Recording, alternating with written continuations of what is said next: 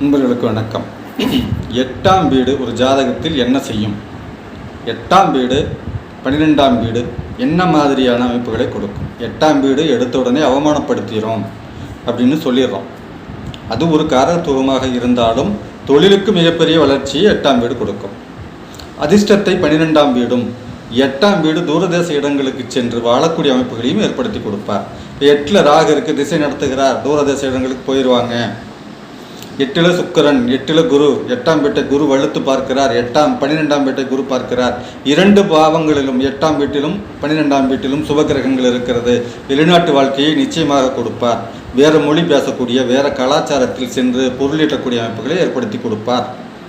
இப்போ 8ஆம் வீட்டில் பாவகிரகங்கள் இருந்தால், சனி இருந்தால், ராகு கேதுக்கள் இருந்தால், செவ்வாய் இருந்தால், புதன் தனித்திருந்தால், இவங்க எல்லாமே கடனை கொடுத்து அதன் மூலியமாக வம்பு வழக்குகளை ஏற்படுத்தி அவமானங்களை ஏற்படுத்துவார்கள்.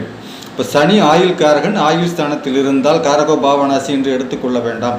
அவர் நீண்ட ஆயுளை கொடுப்பார், பயப்படவே வேண்டாம். இப்போ 8ஆம் பாவத்தில் ராகு இருப்பது, சனி இருப்பது, செவ்வாய் இருப்பது, சூரியன் இருப்பது, கேது இருப்பது, இது எல்லாமே கடன் மூலியமாக அவமானங்களை ஏற்படுத்தி கொடுப்பார்கள்.